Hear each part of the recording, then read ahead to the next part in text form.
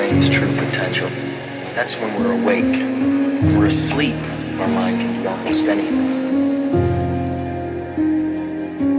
Now in a dream, our mind continuously does this. We create and perceive our world simultaneously, and our mind does this so well that we don't even know what's happening. You create the world of the dream.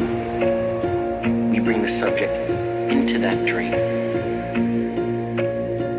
and they fill it with their subconscious.